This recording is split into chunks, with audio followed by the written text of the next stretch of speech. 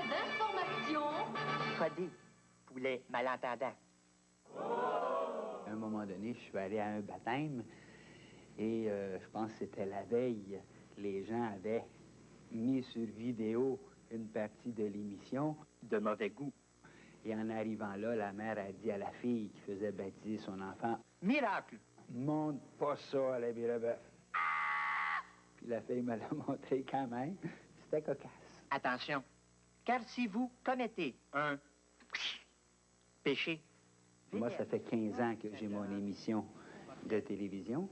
Et c'était presque au début, il y a 10 ans, qu'ils ont commencé à me copier ou à m'imiter ou peut-être à se moquer un petit peu parce que c'est un petit peu dans leur caractère. Monstre! Au début, surtout, les gens y étaient en colère parce que il y avait certains signes qui étaient faits, puis moi, je les fais pas, ces signes-là.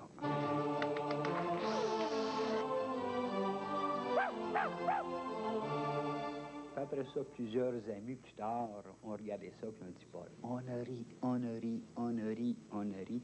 C'était vraiment cocasse. Puis on te reconnaissait là, dans tes manies, puis tout ça. Bonjour la police! Alors, cette semaine à Bonjour la police, c'est la chronique interrogatoire. Alors, on va en profiter pour interroger.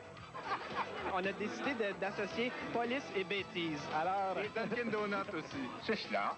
Là, maintenant, on va vous présenter, les enfants, un spectacle qui s'intitule tout simplement Bête de scène. Bonjour, c'est dans vos nous, vos deux gentils toutous. Je veux parler bien sûr de moi et du sergent Bigard. C'est cela. Je pense que la grande question, pourquoi Rock et Belles Oreilles a passé à travers ces 10 années, premièrement parce qu'il change de projet fréquemment. C'est-à-dire qu'on a passé à travers la radio, le disque, le spectacle, la télévision et quoi encore. Les vidéoclips! Et ils réussissent toujours à avoir du plaisir là-dedans. Je pense que la première chose, c'est qu'il faut que ces gens-là aient du plaisir à travailler. Premièrement. Deuxièmement, le groupe leur offre un avantage qu'individuellement, ils ne pourraient pas avoir. Quand tu nous as demandé de jouer dans cette production audiovisuelle, on a consulté notre service de relations publiques qui nous a donné le feu vert. Le feu vert. Pas mal. Et tout à l'heure, le gros défi de tout cela, c'est qu'il y a une scène de matraquage et il s'agit de demeurer artiste. Non, mais je pense que tout est dans la retenue. OK. Il faut que je tape. Bonjour la police. Il y en a pas. Ça, c'est IBL, on fait ça, c'est quoi? Comme c'est comme ça, à partir du moment qu'on l'a fait à la télévision, ça a fait comme ça, a eu comme un impact. Un interurbain avec ça! La plupart, presque tous les personnages de la télé, les gros, venaient de CIBL, je pense. Ouais. M. Caron, Bonjour la police, Information Madame Moyenne. Brassard. Madame Brassard, ça venait tout de CIBL. Mais moi, je suis malade!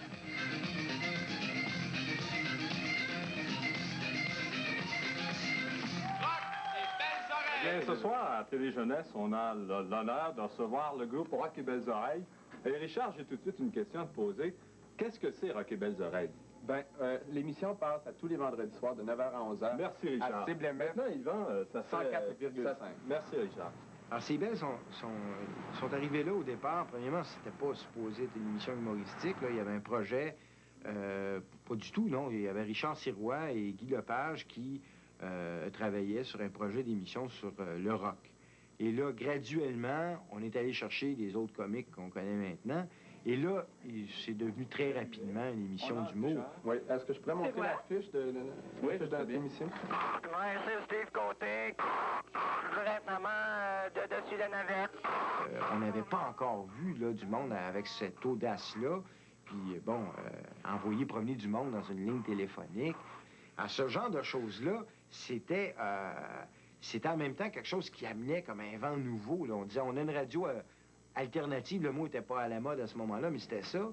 Alors, tant mieux. On a un disque. Oui. Un projet de disque. Oui.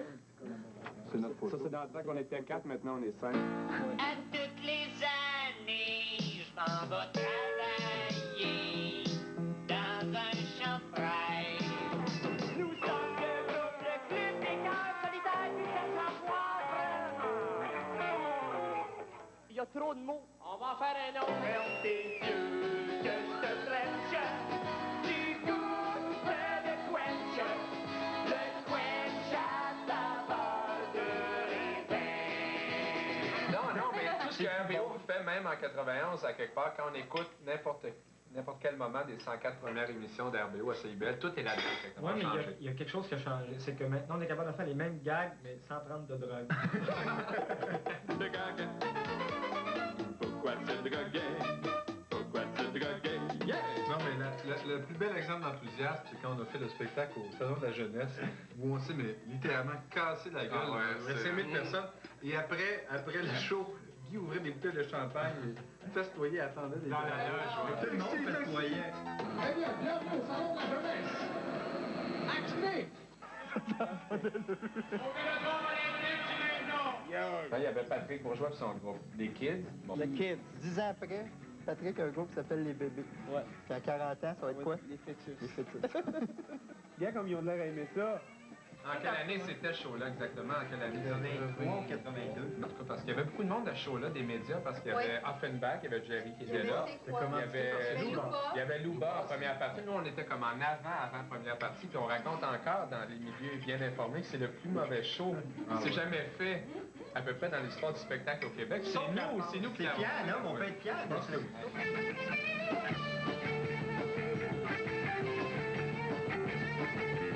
Le spectacle du Vélodrome olympique.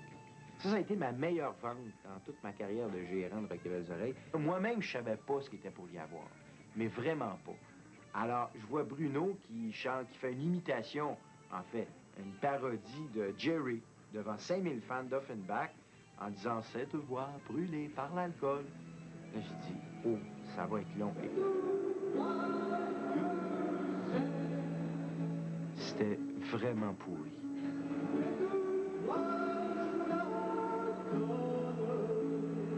On n'avait pas tourné quoi au local. Oui, mais ça, c'était Rastaman. Au local. Free the people, don't stand the ghetto, stand the basic. Reggae music's alright for me. Ça, c'était notre deuxième succès. Moi, j'ai pas composé ça pour eux autres pantoute. J'avais fait ça, moi, je tripais sur le reggae dans le temps, tu sais, police un peu, là. Puis j'ai fait ça comme ça. C'était une composition pour notre groupe à nous autres. C'était pas pantoute pour eux autres. Ça, c'est moi, ça. L'équipe qui a fait à l'UQAM, c'était à l'époque où on n'avait pas compris qu'il fallait s'impliquer, je pense, dans la production. Mais je me rappelle du visionnement de ça où Guy était « Venez-vous-en, il faut absolument que vous voyez notre vidéoclip. » Gars, il danse comme Daniel Lavoie. Il ressemble un peu, d'ailleurs, je trouve. Ça a l'air d'une vidéo de Daniel Lavoie. Sans la voix. Sans la voix, oui. Patrick a joué sur toutes les tunes, ou presque, ou tous les groupes de tunes qu'on a fait depuis ce temps-là. Patrick a le sens du niaiseux. Nous autres, on est un groupe de niaiseux. Et lui, il a le sens du niaiseux. Musicalement, quand il veut composer une tune sérieuse, tu sens qu'il faut que ça lui demande un effort, parce que naturellement, lui, il ferait des niaiseries. Il aime bien ça, faire ça. Des